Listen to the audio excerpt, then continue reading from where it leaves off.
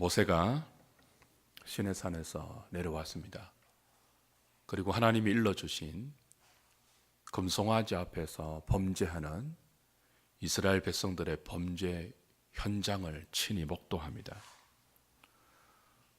그리고 하나님의 분노를 발하고 나서 그 백성들을 위해서 기도하는 장면이 본문의 내용이죠. 근데 이스라엘 백성을 위해서 기도하는 이 모세의 기도가 보통 기도가 아닙니다. 32절을 보시면 자기 생명을 걸고 하는 기도예요. 그러나 이제 그들의 죄를 사하시옵소서. 그렇지 아니하시오면 원하건대 주께서 기록하신 책에서 내 이름을 지워버려 주옵소서. 사람이 할 수 있는 가장 최고의 기도, 모세의 기도와 로마서에 나오는 바울의 기도를 꼽을 수 있습니다. 바울도 비슷한 기도했죠. 유대인을 위해서는, 동족의 구원을 위해서는 그리스도에게서 끊어지는 한이 있다 할지라도 그들의 구원을 원한다는 바울의 기도와 오늘 본문의 이 모세의 기도는 동일한 기도이죠. 참으로 감동적인 기도입니다. 자신의 구원을 가져가는 한이 있더라도 이스라엘 백성들의 죄를 사해달라, 용서해달라는 기도이죠. 이스라엘 백성들의 영혼과 모세 자신의 영혼을 교환해달라는 기도입니다. 여러분, 그런데 이상한 생각이 들지 않습니까? 우리가 이미 지난 수요일과 지지난 수요일에 확인한 바 있는데요. 32장 11절부터 14절을 보시면 이미 모세는 산에서 내려오기 전에 산 위에서 하나님으로부터 이 백성의 부패함과 범죄함과 목이 뻣뻣함을 듣고 이들을 다 진멸하겠다라고 했을 때 하나님께 중보했던 적이 있지 않습니까? 하나님의 언약을 근거로 내세우시면서 그 화를 거두어 달라고 모세가 하나님께 중보했거든요.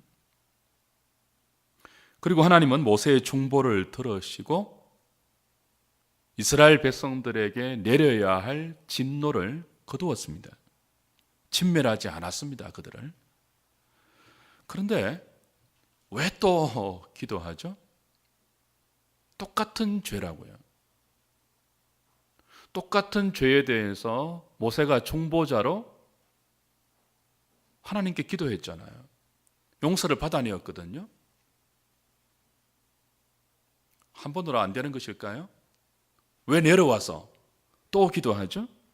더 이상한 것은 산 위에서는 하나님께서 모세의 중보를 들었다고요. 모세야, 말리지 말라. 내 얘들을 다 진멸할 거다. 새로 시작할 거다. 모세가 뭐라고 했다고요? 하나님, 이 백성 그런 거 아시고 구원하지 않았습니까? 언약을 기억하시고 진멸하시면 안 됩니다. 제발 누그러 떨어 주십시오. 하나님께서 모세의 기도를 들으시고 그들을 진멸하지 않았거든요. 그런데 왜 지금은 산 밑에 내려와서 모세가 다시 기도할 때는 더 진심 어린 기도 아닙니까? 이들의 영혼과 내 영혼을 맞바꾸어서 차라리 내 이름을 하나님의 책에서 지워버리고 이들을 사하여 주십시오.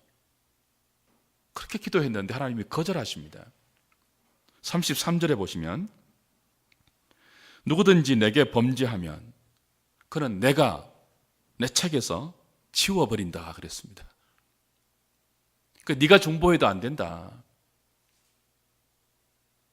누구든지 내게 범죄하면 내가 지워버릴 것이다. 네가 아무리 그래도 안 된다. 그런 뜻이거든요. 왜 첫 번째는 응답하셔서 진멸하지 않으셨는데 왜 두 번째는 지워버린다 그랬을까요? 이상하지 않습니까? 하나님 일관성이 없는 것일까요? 그렇지는 않죠. 우선 우리가 기억해야 할 것이 있습니다. 앞선 두 주에 이미 우리가 확인한 것처럼 이스라엘을 구원하시는 하나님의 구원 계획은 처음부터 누구를 통한 구원이었습니까? 중보자를 통한 구원이었죠. 그죠? 처음부터 하나님은 이스라엘의 부패함을 아셨고요. 목이 뻣뻣함을 아셨고 그들의 방자함을 아시고 불렀습니다.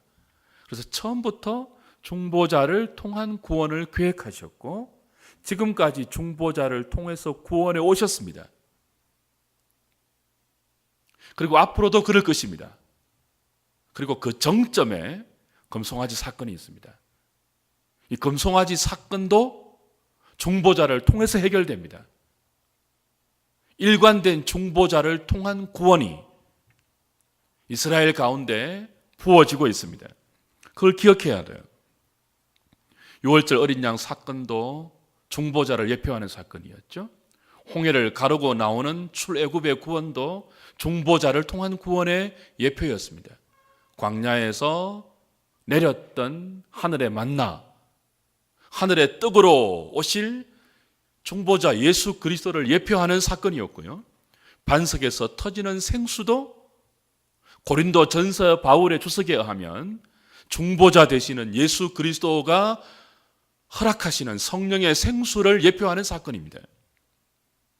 모든 것이 지금까지 이스라엘을 인도한 하나님의 은혜의 모든 것이 중보자를 통한 은혜의 예표입니다. 지금 금송아지 사건을 통한 하나님의 구원도 일관되게 그걸 강조하고 있죠. 여러분, 금송아지 만든 이스라엘의 행동을 다시 한번 생각해 보십시오. 모세가 보이지 않는 40일을 틈타서 그들은 재빠르게 구원받기 이전에 패역한 죄인의 본성으로 돌아가서 경배해야 할 하나님을 자기 욕망 성취를 위한 수단으로 전락시켜 버렸습니다. 이스라엘의 행위를 보면요, 그들의 상태를 보면요, 모세가 돌비를 던져서 깨트려 버린 것처럼 구원이 아니고요, 버려서 바닥에 던져서 산상조각 내어야 할 상태입니다. 하나님께서 이들의 구원을 지속해야 할 의무가 없습니다. 하나님께서 구원했지만 니네들 보니까 도무지 자격이 안 된다. 다 그냥 깨트려진 돌빛처럼 바닥에 내팽개쳐서 가루로 만들어 버려도 아무도 항의하지 못할, 그것이 너무나 당연한 상태가 지금 금송아지를 만들고 그 앞에서 미쳐 날뛰는 이스라엘의 방자한 상태였습니다. 구원 얻을 자격도 안 되고요, 구원 얻고 나서도 그 구원을 유지할 수 있는 능력도 안 되고요, 틈만 나면 하나님의 은혜를 잊어버리고 불평하고 원망하고 배신하고 하나님께 대들고 목이 뻣뻣하고 그것도 모자라서 방자하게, 그것 가지고 뭐 그러십니까? 금송아지 만든 그게 뭐 그리 큰 죄라고 그리 유단을 뜨십니까? 건방진 백성들이 이스라엘입니다. 하는 짓을 보면요, 구원이 아니라 구원을 계속 이어가야 할 것이 아니고 하루에도 몇 번씩 구원을 취소하고 바닥에 팽개쳐 가루로 만들고 진멸하고 죽여 마땅한 존재가 이스라엘입니다. 금송아지 사건은 이스라엘의 이런 방자함을 극명하게 드러내어준 가장 선명한 사건이죠. 이들을 향한 하나님의 마땅한 그 반응이 무엇이겠습니까? 은혜가 아니고 진노입니다. 심판입니다. 저주입니다. 형벌입니다. 그것도 그냥 진노가 아니고요, 불같은 진노가 당연한 하나님의 반응이어야 합니다. 그래서 하나님은 이들의 범죄에 대해서 무섭게 진노하고 이들이 한 행동에 대해서 하나님의 감정이 어떤 감정인지를 다 드러내십니다. 모세가 돌비를 바닥에 팽개쳐서 산산조각 낸 것 같이 진노해서 그랬잖아요. 그것과 산 위에서 하나님 모세에게 이 백성이 부패했다, 목이 뻣뻣하다, 속히 내가 명한 길에서 떠나버렸다, 그래서 내가 이들을 다 진멸하겠다라고 할 때 하나님이 노하신 그 진노라는 단어, 하나님의 진노와 모세의 진노가 같은 단어였죠. 하나님은 모세의 행동을 통해서 금송아지 만든 너희들의 행동에 대해 하나님이 얼마나 감정적으로 분노하시는지를 여과 없이 보여주었습니다. 온 백성들 가운데 보여주었습니다. 그런데도 이상한 것은 모세에게 내려가라고 했지 않습니까? 다 진멸하겠다 해놓고 내려가라고 했죠. 무슨 뜻이라고 했습니까? 진멸하시려면 내려가라고 할 필요 없죠. 그냥 산 위에서 불을 내려서 진멸하면 됩니다. 그런데 내려가라고 한 것은 모세에게 어떤 사명을 준 거라고 했죠? 중보자의 사명을 준 거라고 했죠. 이들의 죄에 대해서 진노하시는 하나님의 진노를 모세가 막아서고 그 진노를 누그러뜨리고 중보하라는 하나님의 뜻이 들어있었죠. 그것이 처음부터 계획된 이스라엘을 향한 나의 구원 계획이니 네가 그 중보의 역할을 감당하라. 그래서 내려가라고 하나님이 모세에게 분부하신 것입니다. 모세는 그런 하나님의 뜻을 알아차리고 중보기도 했죠. 그리고 하나님의 진노를 산 위에서 누그러뜨렸죠. 모세의 중보 때문에 이스라엘 백성이 하나님의 진노 가운데 진멸되지 않았습니다. 그런데 산에서 내려와 보니까 직접 모세 자기 눈으로 이스라엘의 범죄 현장을 목격하고 보니까 모세의 마음이 어땠습니까? 이거 정말 가관이었거든요. 하나님의 입장이 됩니다. 이제 모세는 산 위에서는 중보자의 입장이었습니다. 산 밑에서는요, 중보자와 하나님의 입장을 동시에 대변하는 이중적인 역할이 오늘 본문에서 주어집니다. 지난주 본문과 오버랩되어서 말이죠. 모세가 목도한 이스라엘의 범죄 현장은 눈 뜨고 못 보는 못불인견의 현장이었습니다. 이들의 범죄는요, 어쩔 수 없이 연약해서, 참 마음은 그렇지 않은데, 마음은 원이로운데 우리 육신이 연약해서 지은 어쩔 수 없는 죄가 아니었습니다. 금송아지 사건은요, 너무너무 우리가 연약해서 어쩔 수 없이 지은 죄가 아니에요. 짓고 싶지 않았는데 참 어떻게 하다 보니까 선을 넘은 그런 죄가 아니었다고요. 어떤 죄였죠? 고의적으로 마음을 굳게 해서 하나님께 일부러 대적한 굉장히 무서운 반역이었고 방자한 죄였고 교만한 악이었으며 건방진 죄였습니다. 너무나 죄질이 나쁜 죄였습니다. 그렇죠. 죄질로 따지면 죄질이 정말 무거운 죄가 있거든요. 최순실처럼, 우병우처럼. 또 누굽니까? 여러분, 그 분노스럽지 않습니까? 나라를 그렇게 말아먹고도 뻔뻔스럽게 말하는 정말 죄질이 나쁘거든요. 금송아지를 만든 이스라엘의 범죄는요, 그걸 뛰어넘는 나쁜 죄질의 방자한 죄입니다.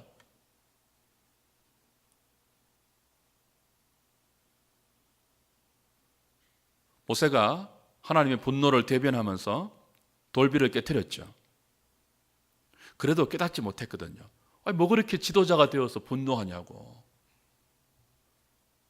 지도자가 되어서 말이지, 좀 신중해야지. 우리가 금송아지 만든 게 당신이 안 보여서 만든 게 아니냐고. 당신이 늦게 내려와서 만든 것 아니냐고. 그런데 뭐 그렇게 길길이 날뛰면서 분노하냐고 그랬거든요, 이스라엘 백성들이. 그래서 모세가 어떻게 했습니까? 이건 간음해놓고도 간음하지 않았다고 딱 잡아떼는 간통녀와 똑같은 죄였잖아요. 그래서 모세가 한 짓이 뭐였죠? 그 대책이 뭐였죠? 금송아지를 부수어서 불살라 부수어서 가루로 만들고 물에 타서 마시게 했죠. 그 민수기에 나오는 율법 중에 하나라고 했죠. 간음한 여인이 자신의 간음죄를 딱 부정하고 남편에게 나는 그런 적 없어요. 근데 남편이 뭐예요? 아무리 봐도 이 간음한 아내거든요. 의심이 될 때는 재판관에게 아내를 데려가서 뭐 한다고 했죠? 바닥에 있는 티끌을 재판관이 가지고 있는 성수에 타서 마시게 했죠. 만약 이 여인이 간음했으면 어떤 현상이 벌어지죠? 허벅지가 썩어서 나가죠. 그래서 금송아지 부수어서 가루로 만들어 물에 타서 이스라엘 백성들에게 마시게 했다고요. 죄를 지어놓고도 그 죄를 딱 잡아떼거든요. 이게 무슨 죄냐고. 왜 그렇게 화를 내고 그러냐고. 그렇게 방자하게 되들었거든요. 그래서 모세가 죄 아니라고? 한번 볼래? 그 갈아서 마시게 했다고요. 아마 그때 수많은 사람들이 허벅지가 썩어서 떨어져 나갔을 것입니다. 그런데도 인정 안 했죠. 그죠? 그래서 어떻게 하십니까? 어떻게 합니까, 모세가? 하나님 편에 선 사람 다 나오라 그랬죠. 레위인이 나왔잖아요, 레위인이. 그리고 허리에 칼을 차라. 죽였죠. 몇천 명이 죽어나갔습니까? 3천 명이 죽어나갔다고요. 그런데도 인정 안 하죠. 이게 무슨 죄라고 3천 명을 죽이냐고 그랬거든요. 그래서 하나님께서 모세를 통해서 뭐라고 했습니까? 방자하다 그랬습니다. 그런 이스라엘 백성들을 향해서. 기억나시죠? 방자하다. 정말 방자했거든요. 그래서 모세가 올라가죠. 이 방자한 이스라엘 백성들을 직접 눈으로 목도한 거예요. 모세가 경험한, 모세가 목도한 이스라엘의 범죄 현장은 죄질이 나쁜 것 중에도 차마 눈 뜨고 볼 수 없는, 도저히 용서받을 수 없는 극악무도한 방자의 극치를 달리는 그런 죄였습니다. 모세는 직감하죠. 이들의 죄는 언약 백성으로서 도무지 어울리지 않는 죄다. 그래서 언약 백성의 상징인 그 언약의 두 돌비를 깨트려 버리는 거죠. 이게 소용이 없다는 거예요. 이 두 돌비가 이들에게 소용이 없다는 거예요. 아무 소용이 없다는 거 알죠? 하나님께서 진멸하겠다고 하는 그 하나님의 진노가 과장이 아니며, 그죠? 그것도 정말 이들이 지은 죄에 비하면 하나님의 진노가 약하다는 것을 모세가 똑똑히 이제 보고 느낀 거예요. 모세는 이들의 죄가 절대로 사함받을 수 없는 죄라는 것을 깨달았습니다. 그래서 하나님께서 중보자로 내려보내셨기 때문에 그 현장에서 사함받을 수 없는 그들의 상태를 알고 하나님의 진노를 일시적으로 누그려 떨었지만 그들의 죄가 여전히 용서받을 수 없는 정도의 극악무도하고 지극히 죄질이 나쁜 죄를 알고 다시 중보하러 올라가는 거예요.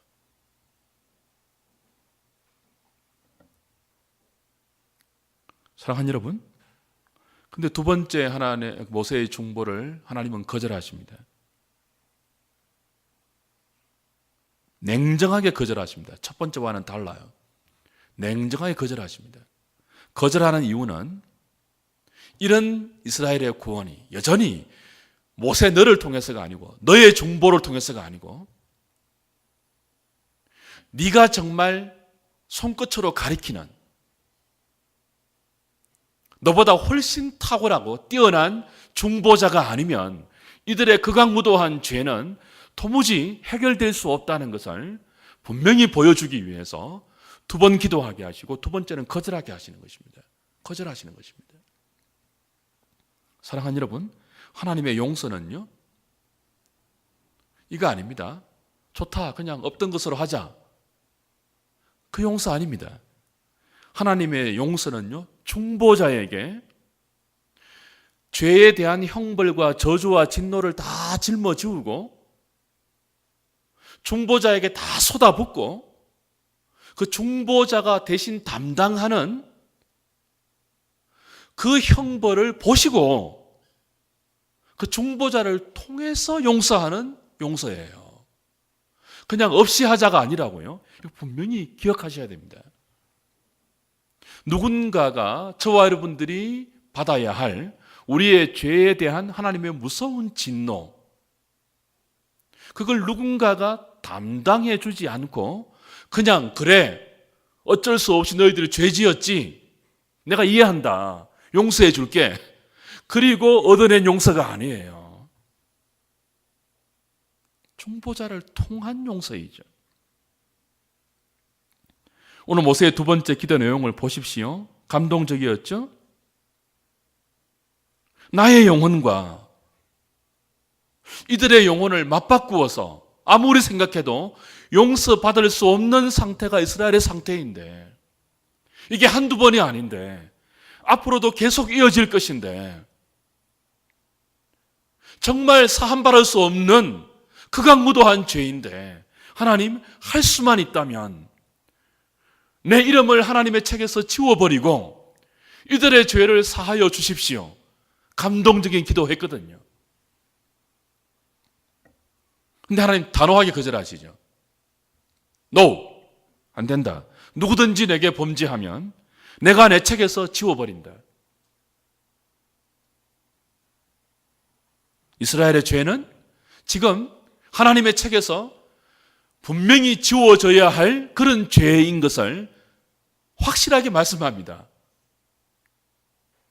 그러니까 저와 여러분들이 중보자의 은혜로 구원을 얻었잖아요. 이스라엘 백성들도 어린 양의 중보의 피로 출애굽해서 여기까지 와 있잖아요. 중보자의 은혜이거든요. 여기까지 온 것도. 그렇잖아요. 앞으로 계속 그들이 가나안 땅에 들어가고 하나님 백성으로 살아갈 때도 뭐가 필요하다고요? 여러분, 구원은 처음만 중보자의 은혜가 필요하고 그 다음은 우리 힘으로 이루는 것이 아니에요. 처음부터 마지막까지 죄인들의 구원은 중보자를 통한 스텝 바이 스텝입니다. 처음도, 중간도, 마지막도 우리는 늘 뭐예요? 극악무도한 죄성을 가진 인생이고, 그 죄성을 가지고 죄질이 나쁜 죄를 반복해서 짓는, 그래서 그때그때 버림받고 취소하고 팽개치고 가루로 만들고 허벅지 썩어져 나가고 3,000명 죽어나가고, 그래야 마땅한 우리들이거든요. 여러분, 그거 인정하셔야 돼요. 그래야 매일 은혜를 구한다고요. 누구의 은혜요? 중보자의 은혜요.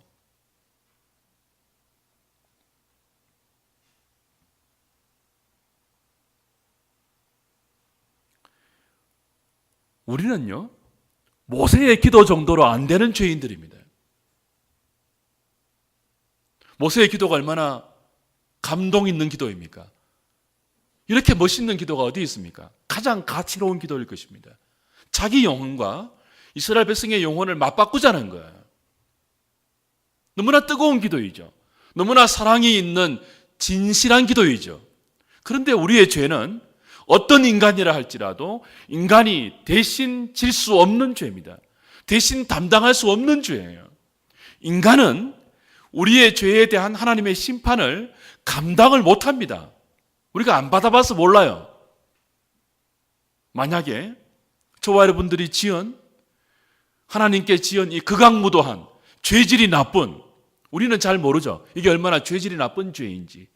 하나님께 우리가 범죄한 그 모든 죄의 리스트들이 얼마나 용서받을 수 없는, 사함받을 수 없는 나쁜 죄인지 우리 모르잖아요. 그죠? 모를 거예요, 아마. 그래서 눈에 비늘이 벗겨져야 돼요.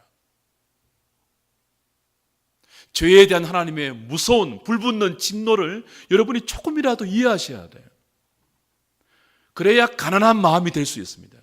그래야 애통하는 마음이 뭔지 알아요.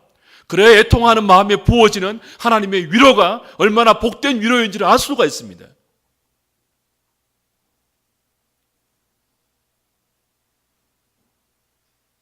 여러분, 지난주에 말씀드린 것처럼 밤을 새면서 방바닥을 떼굴떼굴 구르면서 여러분의 죄를 가슴을 찢으면서 회개해 보신 적이 있으신지요? 여러분의 죄가 하나님의 아들을 십자가에서 그렇게 처참하게 죽게 만든 장 본인임을 무너지는 가슴으로 처절하게 깨닫고 아직도 우리 속에 꿈틀거리고 있는 그 죄에 대해서 절절하게 통곡하면서 분노하면서 하나님께 간구해 보신 적이 있으신지요?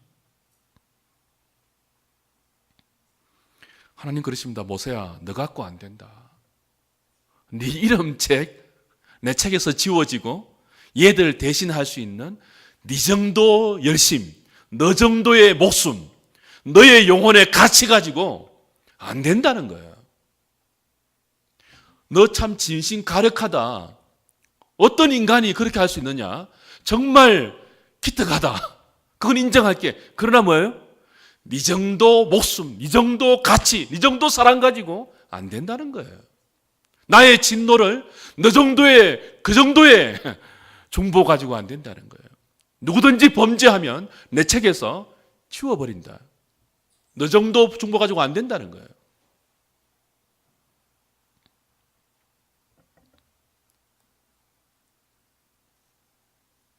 모세 역시 인간이죠. 모세 역시 중보의 은혜가 필요한 죄인에 불과합니다. 잠시 중보자의 예표 역할을 하고 있지만 그도 역시 인간이에요. 죄인이에요. 사랑하는 여러분, 우리의 죄에 대한 하나님의 진노를 능히 감당하고 그 진노를 누그러뜨리고 용서를 받아내시고 하나님의 은혜와 복을 얻을 수 있는 중보자는 예수 그리스도 외에는 없습니다. 완전한 하나님 되시고 완전한 인간 되신. 그래서 34절에 여호와의 사자를 약속하시는 것입니다. 모세의 중보를 거절하시고 나서 34절에 누구를 약속한다고요? 내가 너보다 앞서 나의 사자를 보낼 것이다. 이제 가서 내가 네게 말한 곳으로 백성을 인도하라. 내 사자가 네 앞서 가리라. 그러나 뒤에 그러나 붙어 있죠. 내가 보응할 날에는 그들의 죄를 보응하리라. 이거 잘 보셔야 돼요. 하나님은 여전히 모세를 통해서 이스라엘 백성들을 인도할 것이지만 모세보다 앞서 하나님의 사자를 보내신다고 하십니다. 방금 모세의 중보를 거절하셨죠? 어떤 의미 있다고 했죠? 너 정도 가지고는 중보가 안 된다는 거예요. 너보다 앞서 내가 보낸다는 거죠. 나의 사자를. 하나님의 사자가 누굴까요? 모세보다 탁월한 중보자, 히브리 기자가 말하는 모세보다 뛰어난 중보자, 예수 그리스도이죠. 여기 하나님의 사자는 단순한 하나님의 천사 정도가 아닙니다.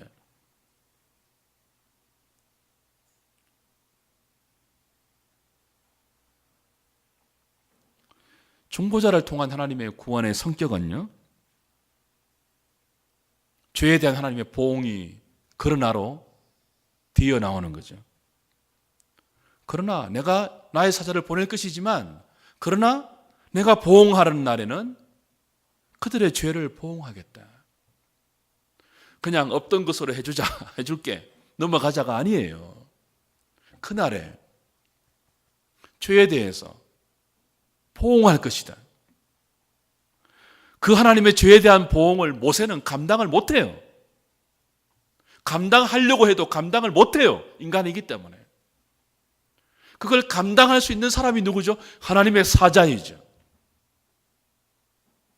예수 그리스도이죠. 34절에 마지막에 여호와께서 백성을 치셨다라고 되어 있습니다. 그죠? 이제 가서 내가 내게 말한 곳으로 백성을 인도하라. 내 사자가 내 앞서 가리라. 그러나 내가 보응할 날에는 그들의 죄를 보응하리라. 그리고 35절에 여호와께서 백성을 뭐 했다고요? 치시니 그랬습니다. 왜냐하면 그들이 만든 금송아지 때문이다. 치셨거든요. 여호와의 사자를 약속하시지만 그들을 치셨다고요. 치셨다는 말은 심판했다는 뜻입니다. 어떻게 치셨는지, 어느 정도 치셨는지는 몰라요. 3,000명 죽은 것보다는 더 많이 쳤을 것 같습니다. 허벅다리 썩어져 나가고 그 다음 3,000명 죽었거든요. 그래도 방자하니까 모세의 중보를 거절하시고 너 정도로는 안 된다. 내가 보내는 사자가 있어야 한다라고 말씀하시고 나서 그러나 나의 사자, 중보자를 통한 구원도 그냥 없이 해줄게 하는 구원이 아니고 죄에 대한 보응을 다 중보자에게 담당시키고 하는 구원인데 그것에 대한 하나의 예표로 그들을 치셨다고요. 이건 장차 중보자에게 임할 하나님의 보응의 단면에 불과합니다. 허벅지 썩어나가는 것, 하루아침에 3,000명이 레위인의 칼에 죽어나가는 것, 하나님이 치신 것 어느 정도인지 모르겠지만 몇 명이 죽었는지 모르겠지만 어떻게 죽었는지 모르겠지만 그건 장차 보응의 날에 하나님의 보응이 중보자에게 쏟아질 그 치심에 비하면 조족지혈입니다. 그리고 용서가 임하는 거예요. 중보자에게 하나님의 그 모든 진노가 다 쏟아지고 여러분 성경이 진술하는 중보자에게 쏟아지는 하나님의 죄에 대한 진노를 여러분 분명히 아셔야 돼요. 만약 그것이 한순간이라도 1초라도 여러분의 영혼 가운데 여러분의 육체 가운데 죄에 대한 하나님의 무서운 진노가 쏟아지면 저와 여러분들은 견디지 못할 것입니다. 선지서 곳곳에 하나님의 진노가 임할 때 사람들이 보이는 반응을 여러 묘사로 표현해 놓았죠. 하나님의 진노의 날에 자연현상을 예를 들죠. 하늘이 빛을 잃고요. 땅이 진동할 것입니다. 하나님의 진노가 한순간이라도 임하면요. 하늘이 볼 수가 없어요. 그 진노하는 하나님의 진노를 감당이 안 되는 거죠. 차마 볼 수가 없는 거죠. 하늘이 빛을 잃습니다. 땅이 진동해요. 갈라지고. 우주 전체가 격변하죠.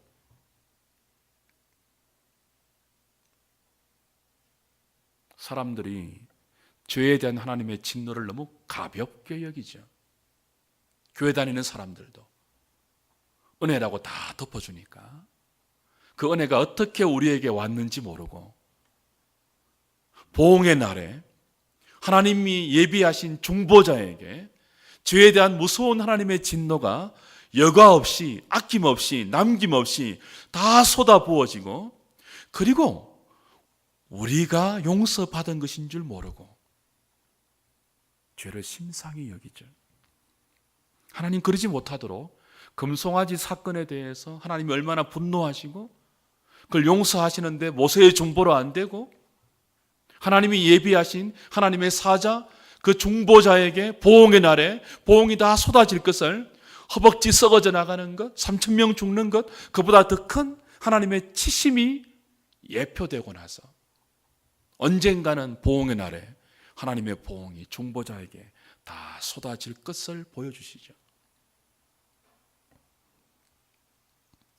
여러분, 하나님의 진노를 견디지 못해서 선지서들은 이렇게 묘사합니다. 그 진노의 날에 사람들이 울부짖죠. 산아, 작은 산아, 바위야, 큰 산아 무너져라. 내 위에 무너져라. 그래서 내가 하나님의 진노에 노출되지 않도록 그냥 이 산에 깔려가 죽을 수 있도록 그렇게 요청하거든요. 산에게 요청한다고요. 하나님의 심판 앞에 있는 죄인들이 그렇게 요청한다고요. 산아 제발 좀 나를 덮쳐서 깔아뭉개서 나를 죽게 해달라고. 하나님의 진노 앞에 노출된 그 무서운 진노 앞에 인생이 마땅히 보이는 반응입니다.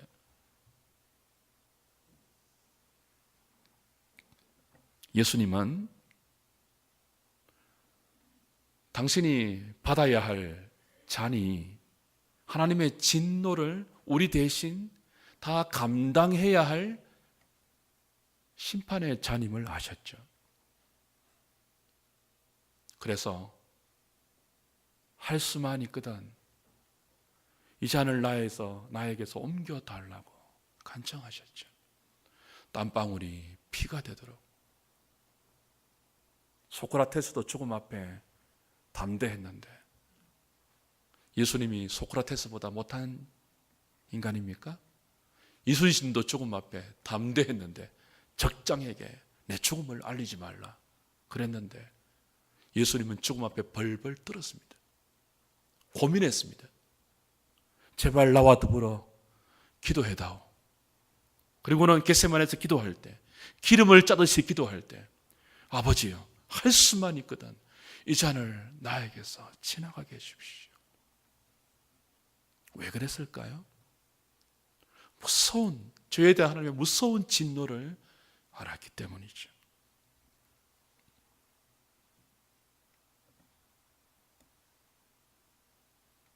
우리의 죄는 소와 양과 짐승과 그 어떤 사람도 대신할 수 없는 무서운 하나님의 심판을 불러오는 장본인입니다. 모세의 간절함도 대신할 수 없는, 모세의 열심도 대신할 수 없는, 모세의 사랑도, 모세의 진심도 대신할 수 없는, 차라리 하나님의 책에서 내 이름을 지워버리고 이 백성들을 사하여 달라는 그 멋있는 기도도 대신할 수 없는 그런 죄가 금송아지를 만든 이스라엘의 죄고, 그건 모든 인간, 저와 여러분들의 죄를 대변하는 가장 선명한 사건이죠. 우리도 그렇지 않습니까? 틈만 나면 금송아지 만들거든요.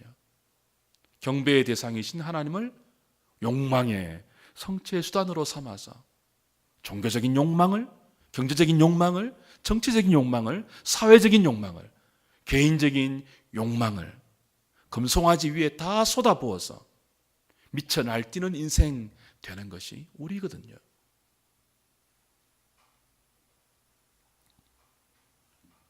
사랑하는 여러분, 저와 여러분들이 구원받은 자리에 앉아 있는 것은,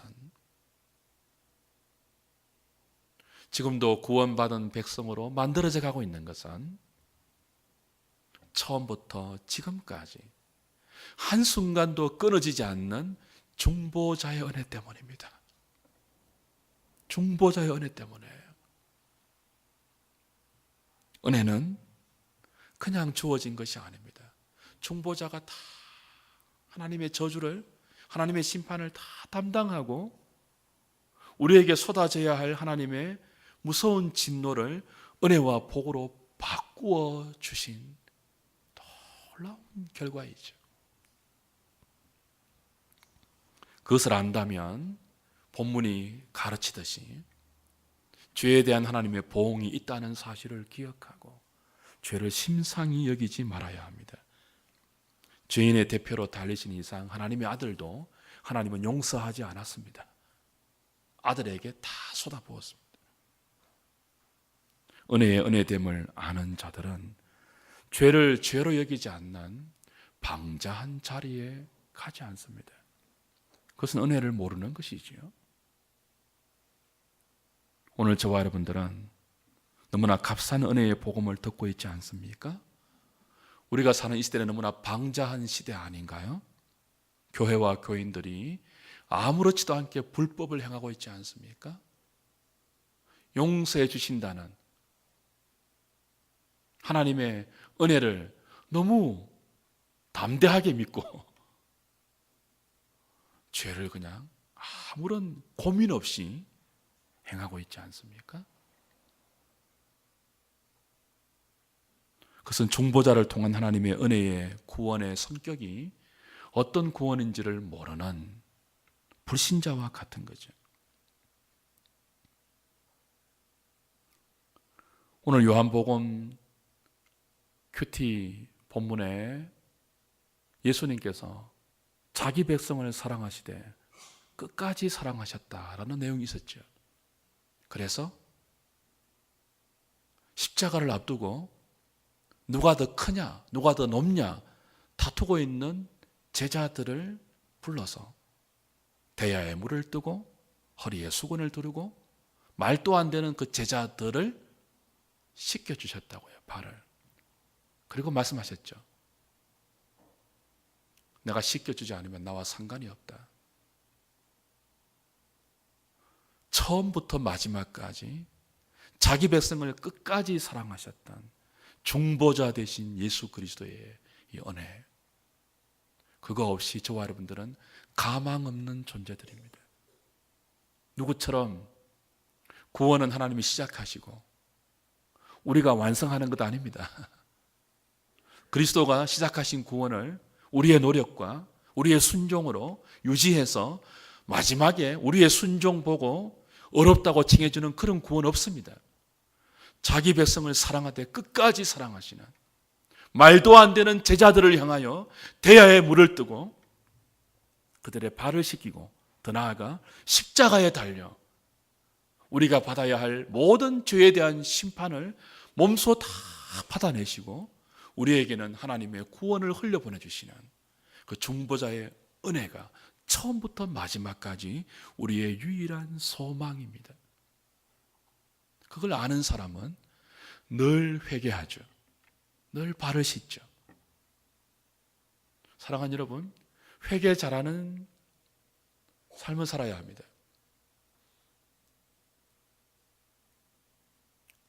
저와 여러분들이 뻔뻔한 그리스도인들 안 되면 좋겠습니다. 죄를 짓고도 그냥. 왜 교회 다니는 사람들이 그렇게 자주 매스컴에 올라갑니까? 왜 중직자들이, 목사들이, 지도자들이 그렇게 뻔뻔합니까? 거짓말하면 인정하면 될 건데, 회개하면 되는데 얼마나 방자합니까? 수많은 몸부림치는 진실한 그리스도인들의 몸부림이 다 그냥 무산이 될 정도로 많은 방자한 그리스도인들 때문에 교회 이미지가 다 땅에 떨어지고 하나님의 이름이 먹칠을 당하고. 왜 그럴까요? 중보자를 통한 하나님의 구원의 은혜가 죄에 대해서 보응하시는 우선 하나님의 진노 가운데 중보자를 통해서 우리에게 허락되고 지금도 그 은혜가 이어지고 있다는 사실을 망각하기 때문입니다. 민감하십시오. 하나님의 눈앞에서 우리의 죄성을 끌어안고 이 민족과 나라의 만연한 불법을 끌어안고 교회 가운데 만연한 불법의 모습을 끌어안고 우리 삶과 우리 가정 가운데 너무나 둔감한, 그리고 이스라엘 백성들처럼 그것 가지고 뭐 그러십니까? 그런 방자한 태도가 있다면 오늘 저녁에 좀 다 주 앞에 털어내놓고 회개할 수 있는 가난한 심령을 회복하고요, 애통하는 마음을 회복하고요, 온유한 마음과 의에 줄이고 목마른 마음을 회복해서 천국을 가는 계단을, 팔복의 계단을 스텝 바이 스텝으로 밟아 올라가는, 마지막에는 을을 위해서 핍박을 받는 자리까지 그런 저와 여러분 될 수 있기를 우리 주님의 이름으로 부탁드립니다. 292장 우리 찬송하죠.